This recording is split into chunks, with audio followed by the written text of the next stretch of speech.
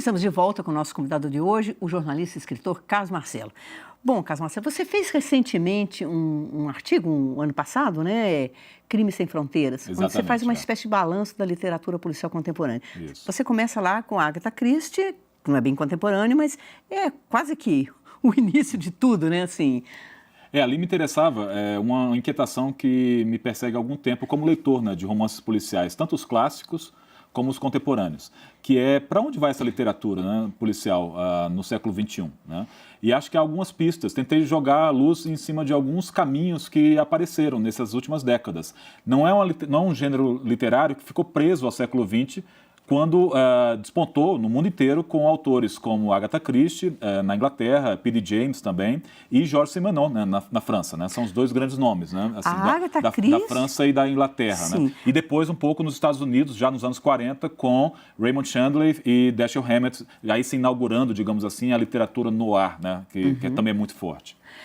Depois você podia até explicar que acho que há pessoas que confundem o policial com o noir e, na verdade, ele é uma categoria dentro do... Exatamente. O policial, o romance policial é digamos assim, uma floresta, né? E há diversas árvores nessa floresta.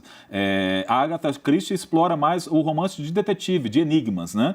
Que a P.D. James também trabalha com isso. E já os norte-americanos, especialmente esses um pouquinho do pós-guerra, do São Chandler, o Hammett, também o David Goodies e outros autores, Ross MacDonald, já prefere um caminho mais do detetive que eles chamam hard-boiled, né, que é o detetive mais durão, e que parte, às vezes, o enigma não é o mais importante, sim o caminho que esse personagem toma para suas decisões. Geralmente um detetive, um investigador particular, quase nunca ligados à polícia, digamos assim. Mas o que me interessava, Miriam, nesse artigo, foi mostrar o que está no título, né, que são crimes sem fronteiras, ou seja, que se a literatura policial no século XX foi o reino desses países, especialmente dos Estados Unidos e na Europa com Inglaterra e França, no século XX no século XXI isso muda de figura.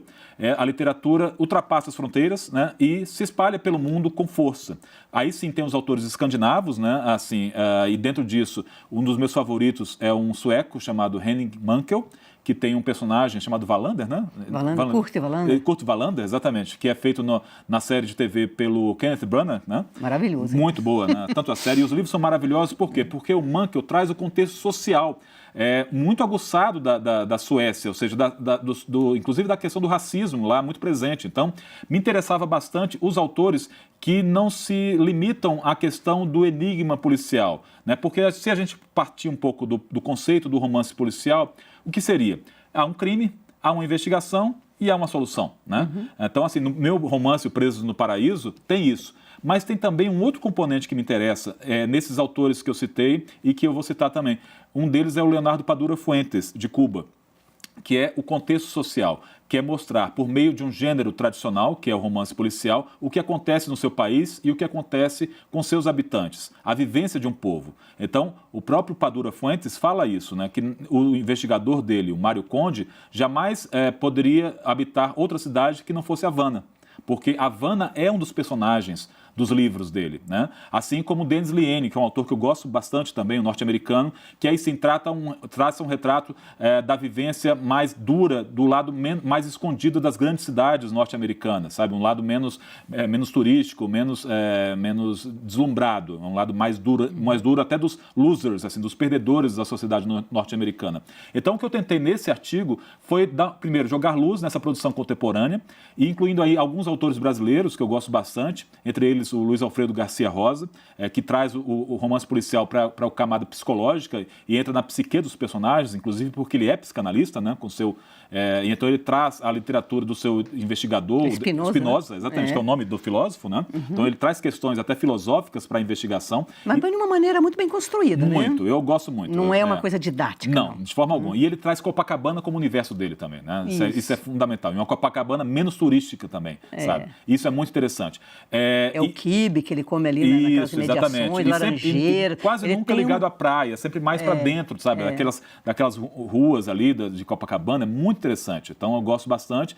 E sim, o Fernando Sabino, né? O mineiro Fernando Sabino, que tem um livro que eu gosto bastante também, chamado A Faca de Dois Gumes, que é um livro um pouco subestimado na carreira do Fernando Sabino e que eu gosto bastante porque é uma história policial muito bem narrada também. É mesmo? Esse eu não conheço. Acho que vale a pena procurar na biblioteca, talvez. talvez. Eu até procurei recentemente, não há uma reedição, é um livro que vai ter que procurar um pouco, né? E todos eles, de certa forma, me inspiraram nesse meu primeiro romance, que se chama Presos no Paraíso, um romance policial ambientado em Fernando de Noronha. Agora é interessante, né? Você citou lá os escandinavos, né? Que a gente fala? Exatamente. Os escandinavos lá. E esse do Mankell, um dos primeiros, se não me engano, que é o assassinato de velhos. Isso. É muito chocante porque no final não tem motivo nenhum. Exatamente. Eles são mortos, não é um spoiler, né? Mas assim, não há motivo. Então, a literatura policial contemporânea tem um pouco isso.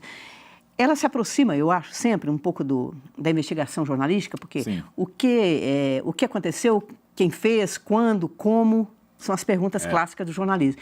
E no caso do romance policial, nem sempre há respostas para essas perguntas, né? Porque não há na vida, né? Então, assim, eu acho que os romances policiais estão muito mais próximos da vida, sabe? Então, isso que me interessava bastante. E acho também, Miriam, que o romance policial, ele padece de digamos assim, de um grande problema, que é a competição com a realidade, né? A realidade está cada vez mais feroz, né? A violência na realidade está cada vez mais feroz e mais gratuita e mais banalizada. Então, o que eu acredito é que o romance policial, e aí sim, é uma das coisas que eu começo a entender melhor, até depois de escrever um romance e também estudar, não estudar, mas ler, né, esses autores que a gente acabou citando aqui, é que o romance policial pode, de certa forma, devolver a relevância que é um ato extremo como um crime de homicídio. Porque um homicídio não pode ser banalizado como ele está na nossa sociedade, sabe? A gente vê gravações, está totalmente, a gente vê gravações, veja mais um vídeo de um assassinato na saída de um supermercado, na saída de um banco, e a pessoa tira a vida de outro por nada, por algum celular, ou por R$10, ou por nada, sabe? Então, eu acho que o romance policial, se é que ele tem alguma função social, e eu desconfio sempre da literatura como função social, não acredito muito nisso. Arte como função social, não acredito muito nisso. Mas eu acho que há leituras possíveis dentro disso, né? Se é que há digamos assim, uma leitura social do romance policial, eu acho que passa por aí, por essa percepção que o crime ele é um ato extremo, não apenas para a vítima e seus familiares, mas para os seus algozes também, para quem comete o crime. E aí sim a gente está falando, digamos, de um dos pilares da literatura policial, antes mesmo de existir esse rótulo, que é Crime e Castigo, do Dostoiévski, né? Que é um livro exatamente sobre as consequências de um ato tomado pelo protagonista, né, da história. E como ele carrega essa culpa, esse sentimento. O livro é muito mais sobre isso do que sobre uma investigação, né? Então, acho que tudo está lá no Dostoiévski, sabe? Assim, tudo começa lá. Até porque também, no caso, tem uma literatura policial muito voltada para o psicopata. E o psicopata realmente não tem culpa. Não. Mas não é o caso de Crime e Castigo. Ele não é um psicopata. Não, exatamente. Ele é uma pessoa atormentada, né? Atormentada. Exatamente. E isso me interessa mais. A gente estava até conversando fora do ar, né? Eu não sou muito fã da literatura que vai muito para o lado do policial legista, sabe? Assim, da investigação do corpo. Eu prefiro a investigação da mente e da alma. Sabe? A investigação tecnológica, né, com aqueles recursos. Que é importante, né? Eficiente para a polícia, né? Assim, para a investigação policial. Até por uma questão de credibilidade. Sim, você não pode fazer mais um romance policial que seja onde você está com aquela dúvida sobre a paternidade. Não existe mais isso. Então você tem que situar. Agora me diz uma coisa, porque um dos seus preferidos, que é o Raymond Chandler, você escreveu também recentemente sobre ele, um artigo grande, né, no Estado de Minas, muito bom, o Ray Chandler, né?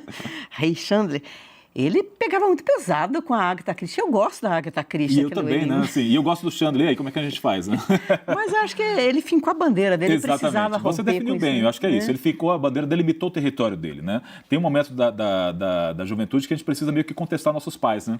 Então, acho que o Chandler fez isso também. Tipo, nós também temos a nossa forma de escrever histórias com crimes, né? Não histórias necessariamente policiais. Então, acho que ele fincou esse limite e acho que vale muito a pena reler os livros do Chandler. Saíram recentemente novas edições pela Alfaguara, especialmente O Longo Adeus, O Sono Eterno, porque são livros excelentes, assim. Então, ele sim é um dos faróis. Tem um ritmo de escrita. Exatamente. Teve alguém, não me lembro mais o autor, nem tem importância, que fez uma homenagem, escreveu um livro a La Chandre, mas ele não conseguiu, porque realmente, apesar de ser uma homenagem, ele falou que não era uma... Porque o ritmo do texto do Chandler é Exatamente. único. E é um ritmo que o próprio cinema depois chegou a copiar, né? Assim, ele antecipa algumas questões que aparecem depois em outras artes, como o próprio cinema, né? Então, assim, Chandler é um dos meus faróis, sem dúvida. Agora, voltando à Agatha Christie, que, assim, eu não leio mais, mas já li muito, o caso dos 10 Negrinhos, maravilhoso, né? Assim, mas ela também mostrou tanto da Inglaterra, da época, da sua época, né? E é interessante você falar isso, porque a Agatha Christie foi uma das leituras da minha infância para passagem para a adolescência, sabe? Assim, meu pai tinha a coleção inteira da Agatha Christie e acho que o Preso no Paraíso... Nossa, uma grande coleção.